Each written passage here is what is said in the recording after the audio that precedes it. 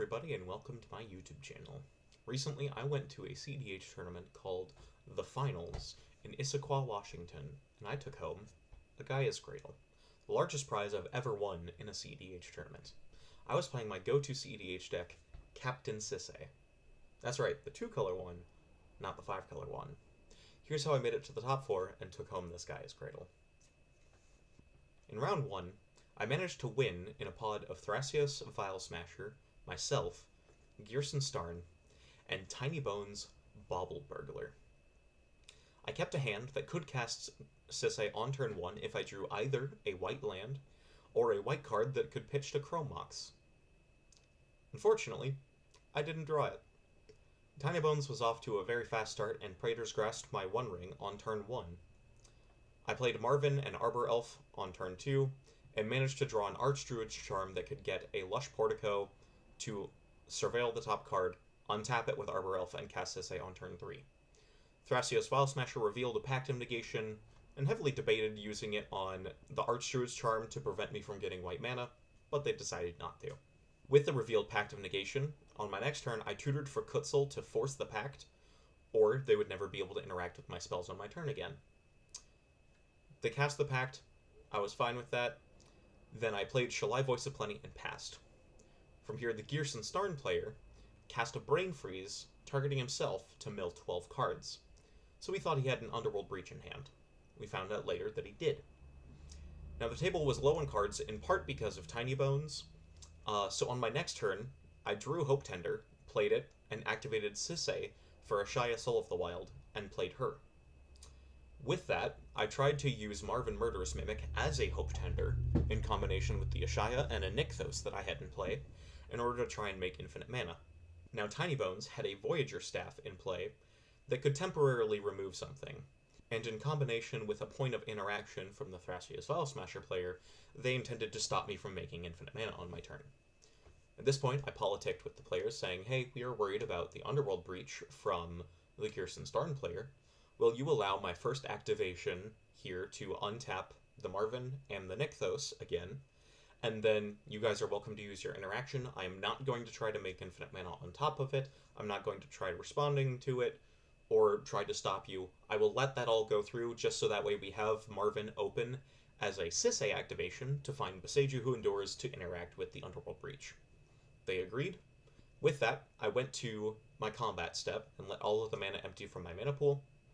In combat, the Tiny Bones player sacrificed their Voyager Staff, targeting my Shalai to temporarily remove her, and then the Thrasios Vile Smasher player attempted to use Cyclonic Rift on Ashaya. At this point, I pointed out that Cyclonic Rift does not work against Ashaya, because Cyclonic Rift only bounces non-land cards to their owner's hands. So, since all of my creatures were lands, they could not use the Cyclonic Rift to break up any aspect of my combo. So we went to my second main phase, and I made infinite mana, drew my deck with Emil the Blessed and Soval Heart of the Wilds, and killed the table with Blind Obedience and a Green Sun Zenith that I would continuously redraw after it would shuffle into my deck and extort the table for infinite damage. So, round 1, win. Round 2, decided to intentionally draw after seeing the contents of the pod. Now, my round 2 was paired against 3 friends of mine, my friend Devin, or Kilgore, playing 5-color SeaEDH, my friend Alexander playing Timna Thrasios, myself, and my friend Atlas playing Kenrith. Now, Devin is one of the best players that we have in Oregon, Alexander is one of the best players that we have in Washington, and Atlas is, at least in my opinion, the best player in Washington. So before I even got the chance to sit down and start shuffling up my deck, before I even got the chance to look at the pod on top deck, my friend Devin shouted from across the room, hey Jonas, you want to draw? So I turn, I make eye contact with him. Alexander, who's standing right next to him, turns to me and goes, hey Jonas, do you want to draw? I'm thinking, wow, this pod is horrible. But I might as well humor it, and we'll see who our fourth is. So I ask, who's our fourth? And both of them turn around and point to Atlas, who's right behind them. And I go, hell yes, let's draw. With that, we got to take a 2-hour-long lunch break, where if we had decided to play it instead, with all of us being very responsible and very political players, it was very likely that we would have taken the entire time in round, plus the additional 30 minutes that were for lunch break, just trying to resolve the game for us to draw anyway. So we could either take a 2-hour-long lunch break and have a draw, or take 2 hours playing a game and draw anyway, and not have lunch at all. So we decided to get lunch. Round 3, I ended up having another draw in a pod with Kinnan, Magda, myself, and Timnacrom Blue Farm. Truthfully, I don't remember this game, but I did have a handy update that I sent to the other Captain Sisse players after the round. According to that update, everyone was off to a very fast start. I stacked out every win condition, but didn't draw into any of my combos. And whenever somebody would try to interact with my stacks pieces, the rest of the table had to defend them or lose the game. If this were an untimed round, I think I eventually would win the game by strangling the table with stacks, but instead, we drew. LOL. Round 4 was yet another draw in a pod of Corvold, me, Blue Farm, and Scion of the Ur-Dragon. In this game, I had to mulligan to 4, and kept a hand that had some mana and a Sylvan library in an effort to undo the penalty of the mulligan. But luckily the pod wasn't too fast. Blue Farm did try for a turn 2 or turn 3 ad nauseum, but the Scion player showed him a Pact of Negation and said, "Don't cast that, or I'll cast this," and then both of us are screwed. And the Blue Farm player agreed because they had nothing else in their hand, and decided instead to sacrifice their Lion's Eye Diamond and discard the ad nauseum to cast both Timna and Crom in the same turn instead. Corvold played an opposition agent before I could even activate Sisse for the first time, but I had a Legolas's Quick Reflexes. So on my next turn, I activated Sisse, held priority, cast the Legolas's Quick Reflexes, untapped Sisse, and activated Sisse again and tried to kill the opposition agent. Then Corvold responded with their own Legolas's Quick Reflexes to keep the opposition agent around, and I got him massively blown out. From this point in the game, the Scion player had a Rhystic Study and was drawing a ton of cards, and the rest of the table agreed that we had to interact with them because the cards that they were drawing were threatening a win even through the opposition agent. Corvold had an Orcish Bowmaster that was targeting Scion. They didn't target any of my stuff because I had a Shalai Voice of Plenty that gave all of my other creatures hexproof, and they would have to generate 4 draw triggers, or 4 Bowmaster triggers, to kill the Shalai, and then even more to interact with my board. So instead, all of the damage was just going directly to the Scion player's board or to their face. With this, we were running pretty low on time, and the Corvold, Blue Farm player, and I all agreed to play for a draw to take out the Scion player. With that, I was intentionally drawing more cards off my Sylvan library in order to trigger the Bowmasters to deal more damage to them. I tapped out to activate Shalai Voice of Plenty to hit them for a bunch of damage with all of my creatures. The Blue Farm player hit them with Crom a couple times, and with roughly a minute or so left on the clock, we took out the Scion player and locked in a draw. Now, going into the last round of Swiss, I had 1 win, 0 losses, and 3 draws at this point. There's a possibility that I could make it into the top 16 at 8 points anyway, just because of the player cap at 68 players due to the size of the venue. But with that, I got paired into a pod with one of the other 8-pointers, and then 2 6-pointers, so we ended up having to play our match out anyway and not intentionally draw. Now, in my round 5, in this last round of Swiss, the pod was Krark and Silas, myself, Zuladoc, and Sephiris. Now, I've played against the Krark Silas player before. I haven't played against Zuladoc or Sephiris before, but I did get the chance to meet this Zuladoc player, who has had several top 4s and top 16s at events in the Pacific Northwest, including a top 4 at the Pacific Northwest Regional Finals that we had earlier this year. I kept a hand that would play turn 2 Sisse off of a turn 1 Sol Ring into a possible turn 3 Urza's Ruinous Blast in order to disrupt the table. Krark Silas cast a turn 2 Mr. Cremora, and Zuladoc responded with casting Disruptor Flute off of a Mishra's Workshop that they played on turn 1 and named Captain Sisse. So now my ability to cast turn 2 Sisse was turned off because she would cost 3 more mana, and then she wouldn't even do anything anyway because of the Disruptor Flute. So on turn 2, instead I cast Sigarda Font of Blessings. On turn 3, I ended up casting the Urza's Ruinous Blast, exiling my own Soul Ring, but also getting rid of the Disruptor Flute, the Mystic Remora, and some extra mana ramp and creatures from the other 2 players. Sephiroth played a turn 3 Phyrexian Censor that helped keep the other decks in check, but didn't affect me much at the moment. On turn 4, I played Sisay, and before it went to Zul'Adok's turn, they cast a Spite of Ishsa and killed my Sigarda Font of Blessings. Krark started to assemble a very powerful engine with Krark, a Doubler, and a Archmage Emeritus, but luckily they were still slowed down by the Phyrexian Censor a little bit. The game continued rather slowly, but I was able to start shutting down people's avenues to win the game, and while Krark managed to remove the Phyrexian Censor, they were still slowed down by a deafening silence that I managed to resolve as well. Later on in the game, I managed to resolve an Elesh Norn Grand Cenobite to clear the majority of the board, including all of Krark's board, and from there I just beat the table to death. I made a play to activate Sisay to go find Kamal Fist of Krosa in an effort to blow up lands from my opponents and deny them mana. However, I counted up my mana and realized I couldn't kill all the lands from all of the players, and Kamal would also be the 3rd spell that I cast that turn and would be vulnerable to Mindbreak Trap. So instead, I counted up how much damage I could deal without using Kamal, and I decided to attack and kill both the Zul'Adok player and the Krark player, and then cast Kamal in my 2nd main phase. Here, the Krark player showed me that they did have the Mindbreak Trap that I was hoping to play around. So after resolving Kamal in my 2nd main phase, I used the last of my mana to kill all of Sephiroth's lands and deny them mana, and from here, Sephiroth decided to concede with no lands in play facing lethal damage. That ended up bringing me into the top 16 with 13 points at 2 wins, 0 losses, and 3 draws, and I managed to make it into the top 16 at the 4th seed. Now that meant that when we broke into our top 16 pods, the seeded players of 1, 2, 3, and 4 would play first in their top 16 pods. So, I was very happy to be going first in my pod, and with that, let's break down how my top 16 match went. Hey everybody, Future Jonas here. I come to my hair the opposite direction.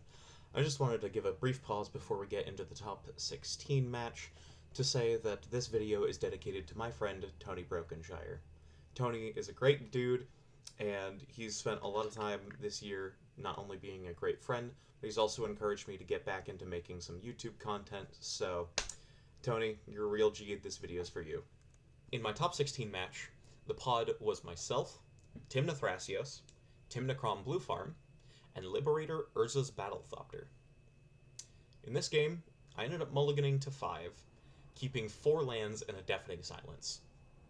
I had some very medium hands beforehand that either had 1 land or no lands that were reliant on top decks.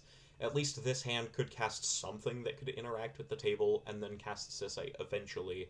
Plus, I have a high density of mana dorks or mana ramp in my deck, so the odds that I was able to cast a early Sisay at some point wasn't too low. Luckily, my draws after that point were very good. I drew Hope Tender on turn 1 that allowed me to resolve a turn 3 Captain Sisay. I also drew Gaea's Cradle, and on turn 4, drew a Yisan the Wanderer Bard. So on my turn 4, I went to use a Sisay activation to go find something that I would play, and then also cast a Yisan the Wanderer Bard. Now I wanted to find something that cost 2 mana, and my only options for legendary things at 2 mana were Thalia Guardian of Thraben or Marvin Murderous Mimic.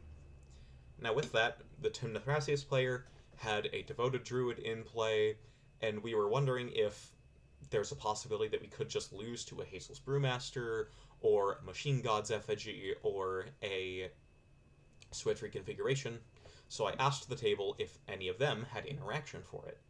The Blue Farm player said that they did. I asked if I fetched for Thalia Guardian of Thraben, if they would no longer have any interaction to stop it. They said, yes, it would turn off my interaction. So with that, I used Sisay to go grab Marvin. Before my next turn, the table killed Sisay because they expected that I would be able to win the game using Marvin, Yisan, and Sisay, which, if I had enough mana, was exactly going to be the case. However, I did make an agreement with them that I was not going to try and win the game on my next turn. Even so, they still killed Sisay before my next turn. So on my turn 5, I versed Yisan for Quirion Ranger, and used it to untap Yisan and verse him again for Drannith Magistrate. I was stuck between choices of finding either Grand Abolisher, which I felt would paint a very big target on my back when I was not the one in the most threatening position at the time, as I still felt that was Timothrasios, Collector Oof, which would shut off some of their combos, but also turn off my Marvin, Thalia, which again would turn off some points of interaction, or a Drannith Magistrate, which admittedly wouldn't do much on the current board, but would at least maybe do something. With that, the Urza's Battlethopter player showed me a Karn the Great Creator in hand and said, don't worry about finding Collector Oof, I've got this. So I said, alright, cool, I'm going to go find this Drannith Magistrate then. And then finally recast Sisay. Now in my end step, before it got to Timothrasios' turn, the Battlethopter player went to flash in Karn the Great Creator, and the Blue Farm player responded by sacrificing some treasures that they had got off of Ragavan to cast an opposition agent. Now here, I felt like I made a little bit of a punt.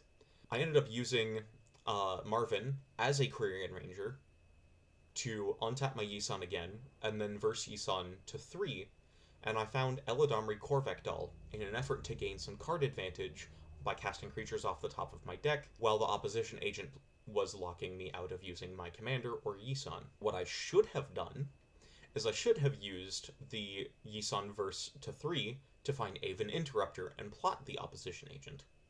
My original thought process was, well, if I do that, they're just going to spend 2 mana and recast it on their next turn anyway. It's not actually going to stop the opposition agent. However, I completely forgot the fact that I had a Drannith Magistrate in play, and they wouldn't be able to cast the opposition agent again. Whoops.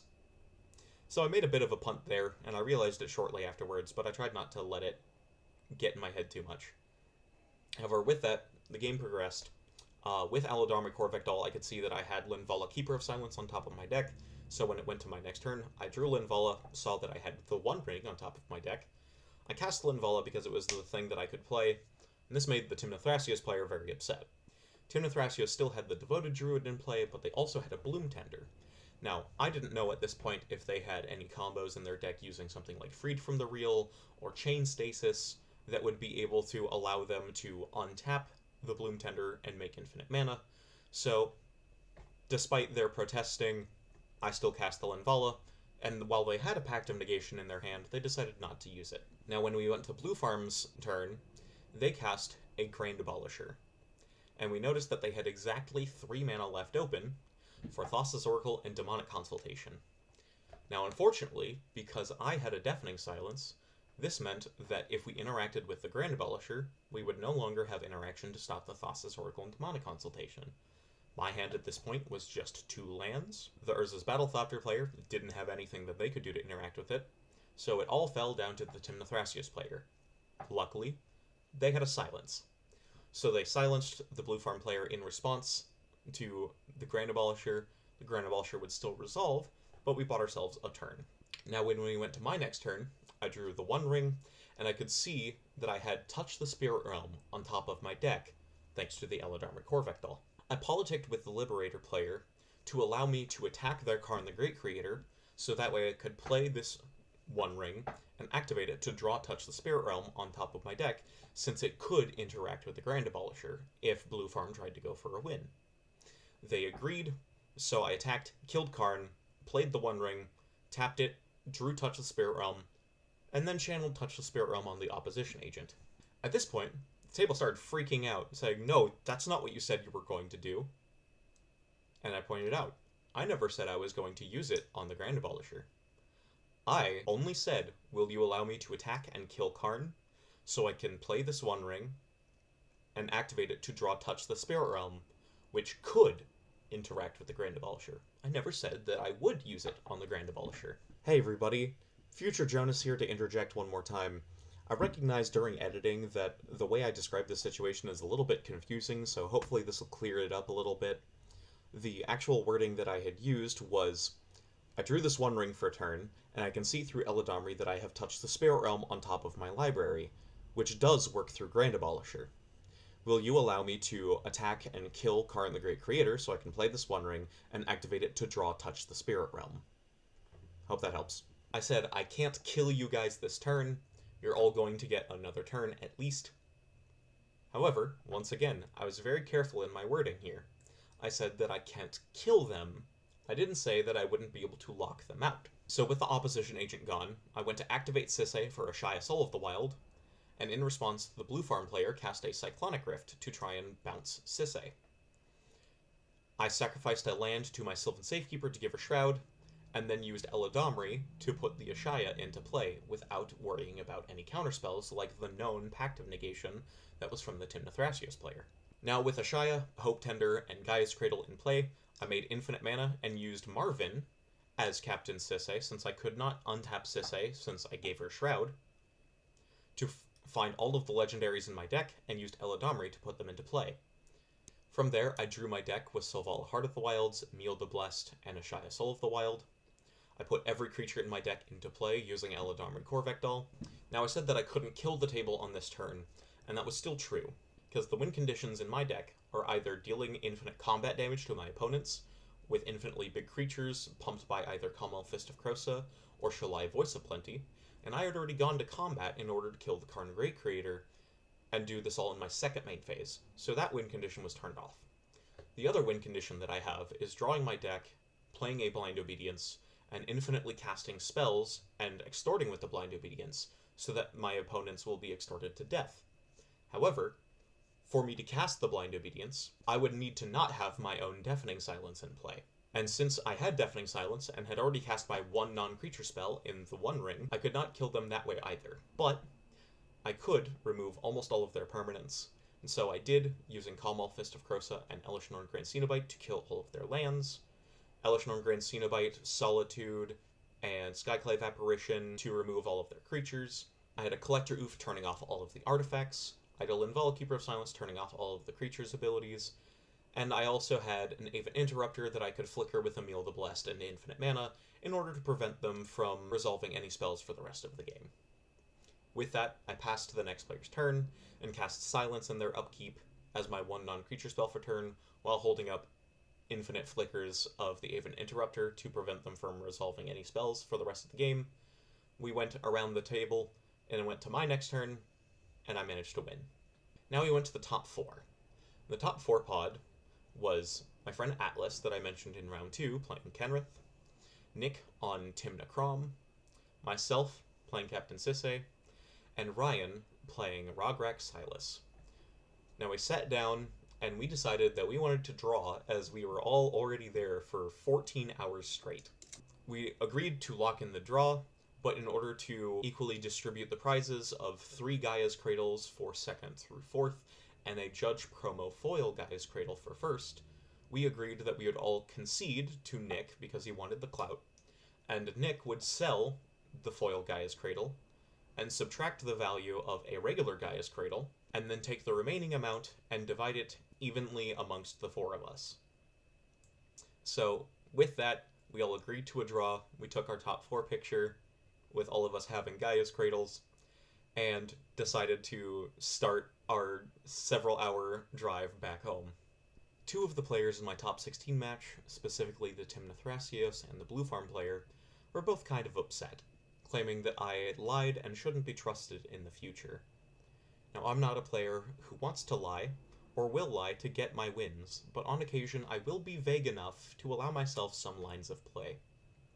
From my perspective, I was 100% honest, and very careful in what I said, like, I can use this on the Grand Abolisher, versus, I will use this on the Grand Abolisher, or, I can't kill you guys this turn, versus, I can't try to assemble a winning board state this turn. I also said that had the table picked up on it and tried to lock in the agreement for using the Touch the Spirit Realm on the Abolisher, I would have honored it. The Liberator player agreed with me that it was on them for not thinking carefully enough and that I did nothing wrong. And that's the story about how I made the top 4 at the SeaEDH Finals and took home a Gaia's Cradle, while playing my favorite deck, and a rogue deck, no less, without losing a single game. Thank you for watching. Feel free to leave a like, subscribe, maybe leave a comment down below. What's your take on the politics in the top 16 pod? Now with that, I hope you have a good day, and I'll see you in the next video where I do a deck tech about Captain SeaEDH.